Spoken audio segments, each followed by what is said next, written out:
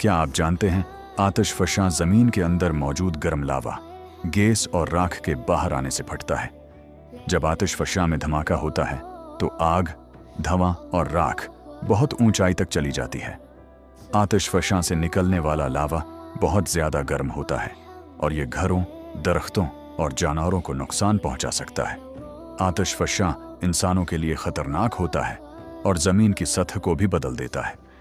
दुनिया के कुछ ममालिक में आतिशफ़शां ज़्यादा पाए जाते हैं, जैसे जापान और इंडोनेशिया।